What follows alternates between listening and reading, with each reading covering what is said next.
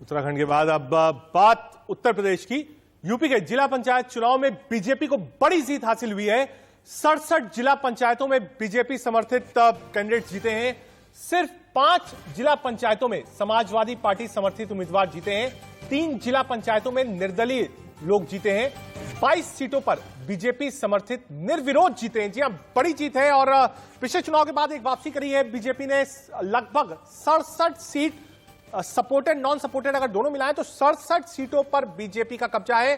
सिर्फ 5 सीटें समाजवादी पार्टी के हिस्सों में गई हैं और 3 से 5 सीटें आप कह सकते हैं निर्दलीय के खाते में गई है।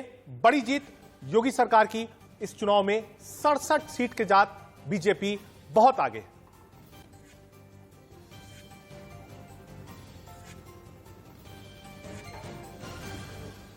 सत्तर में 67 सीटें उत्तर प्रदेश ने जीता है पंचायत के चुनाव ने।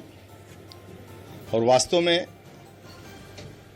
आदरणीय योगी जी की लोकप्रियता, कार्यकर्ताओं की परिश्रम की पराकाष्ठा और जनप्रतिनिधियों का संपूर्ण सहयोग, जिस प्रकार ताकत लगाकर और पूरा संपूर्ण कार्यकर्ताओं ने जिस प्रकार ताकत लगाकर जीत दर्ज किया है, वास्तव में बधाई देना चाहता हूं।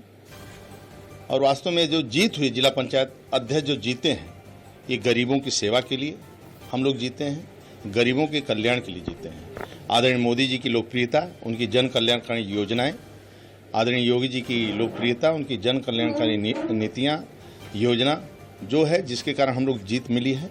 और कार्यकर्ताओं के परिश्रम की पराकाष्ठा के कारण जीत मिली। यही एक चुनाव नहीं, मैं स्नातक शिक्षक भी जीता, एमएलसी के भी चुनाव जीते, जितने उपचुनाव हुए वो जीते, आज पंचायत भी हम लोग जीते हैं।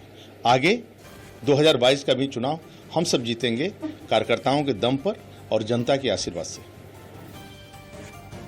बीजेपी के प्रदेश अध्यक्ष स्वतंत्र देव सिंह को आप सुन रहे थे। सीधे लखनऊ का रुख कर लेते हैं। हमारे साथ हमारे संवाददाता विजय हैं। विजय, बड़ी जीत। पिछली बार Samajwadi Party neck to neck आ गई थी, लेकिन इस बार 67 सीटों के साथ बीजेपी ने दिखा दिया है कि बीजेपी में है दम। विजय, देखिए, बिल्कुल यहाँ पर 67 सीटें बीजेपी के खाते में गई है और जाहिर है कि समाजवादी पार्टी के रिकॉर्ड को इन्होंने तोड़ा है।